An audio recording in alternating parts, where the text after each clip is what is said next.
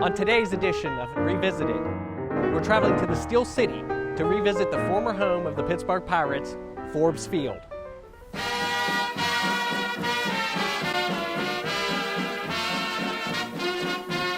Take me out to the ball game. Take me out with the crowd. Buy me some peanuts and The first pitch at Forbes Field was thrown on June 30th, 1909, as a sellout crowd of 30,338 witnessed a Pirates defeat 3-2 by the Chicago Cubs. In spite of the defeat, the 1909 Pirates went on to win 110 games that season, as well as defeat the Detroit Tigers in the World Series. Forbes Field was the realization of owner Barry Dreyfus's vision, to have the ball team he acquired just 9 years earlier play in a first-class stadium with luxury suites, elevators, and, get this, ramps instead of staircases. Constructed of concrete and steel, the new ballpark became the Keystone State's second to open that season, a mere months after Shibe Park was christened as the new home of the Philadelphia Athletics. The architect Dreyfus selected for the job was Charles Welford Levitt Jr., a landscape architect primarily remembered for his work designing the Belmont Park Thoroughbred track.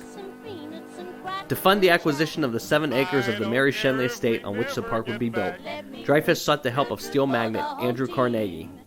The $1 million ballpark, that's roughly the equivalent of $28 million in 2019, was named after General John Forbes, a British general in the French and Indian War and the man credited with naming the city Pittsburgh. I'm standing at the corner of Bouquet and Senate Street, where the home plate entrance to Forbes Field would have been. And if you look southeast towards Roberto Clemente Drive, you can see that Forbes Field was actually built into a ravine. The main entrance to home plate and the ticket windows would have been right here. So can you imagine riding the streetcar from Forbes Avenue and walking this way towards the ballpark on a glorious sunny day such as today?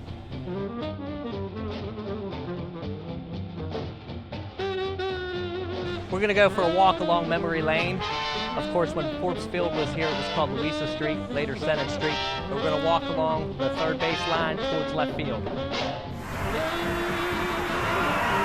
Another run is added on Clementi's one-bagger. If you look behind me, this is where the left field bleachers would have been. And it actually had a sign on the back that said Pittsburgh Pirates 1960 World Champions, which you'll see in many old photographs.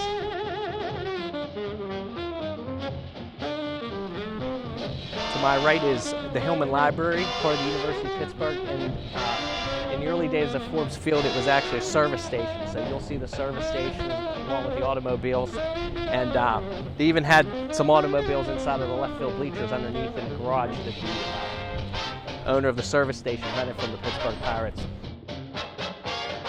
And to my far right, you will see the Hotel Shenley, which was built in 1898.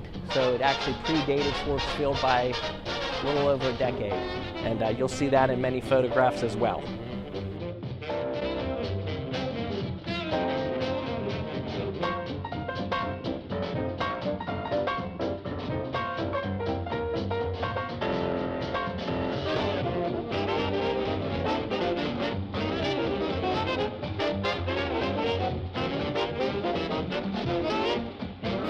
Bats for the Bucks. And lines a single into left field, scoring Somoli from second. In 1958, while planning expansion, the University of Pittsburgh purchased Forbes Field and began leasing it to the Pittsburgh Pirates. We're inside of Posner Hall on the campus of the University of Pittsburgh in the very same location where Honus Wagner, Ralph Connor, and Roberto Clemente spent their playing days. On May 25, 1935, although he was a member of the junior circuit for almost his entire career, Babe Ruth hit his 714th home run, the final of his career, and the third of that day, from this home plate location. Up against the wall, he can't get it, it's in there! Another home run for the Bambino.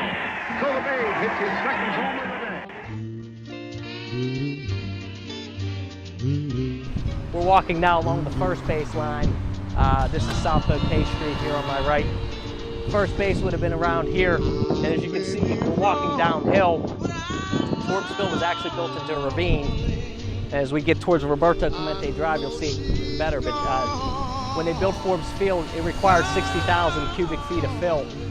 And one of the reasons that Barney Dreyfuss chose to build the stadium here is he was able to get the land pretty cheap. He figured he would spend more on the stadium than the land itself.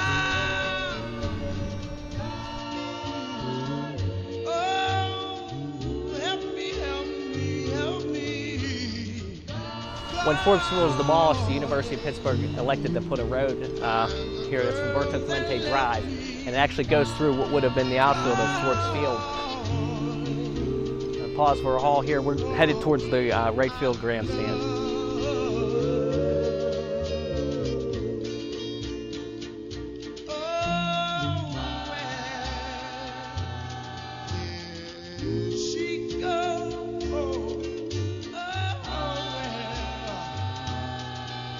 I'm at the corner of South Bouquet and John Kerr Street, and this is where the last major addition to Forbes Field was constructed. It was the right field grandstand, and it increased the capacity to 41,000 spectators.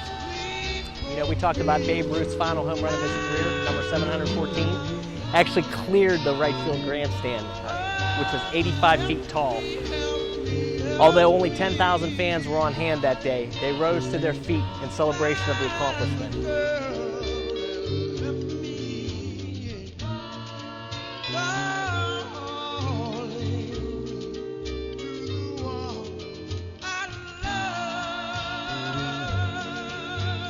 Of course, Forbes Field is gone now, having met the wrecking ball in the summer of 1971.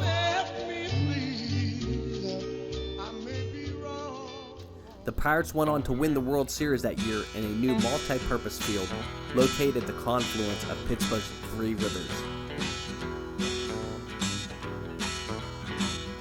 Had Forbes Field survived, it would be the oldest ballpark in the majors, having been open 3 years prior to Fenway Park.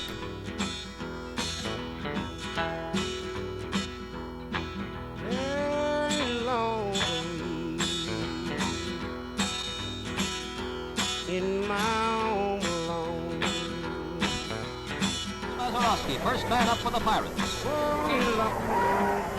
He tags the second pitch.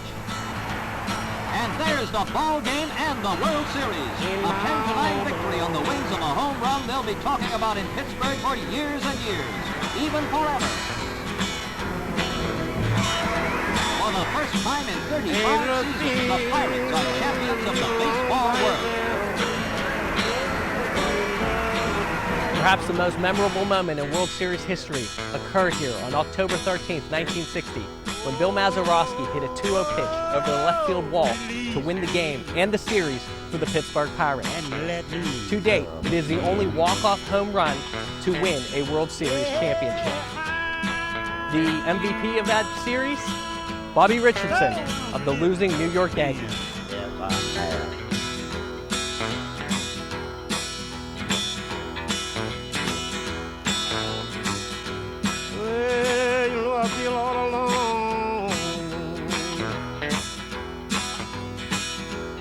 I'm Nathan Ward, and this has been Revisited. All alone by myself.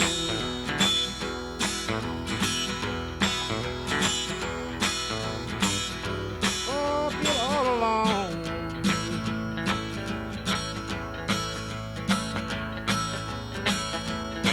When I'm by myself. Yeah, to live together. Yeah, you know it's a sin. Yeah, leave me and let me love again.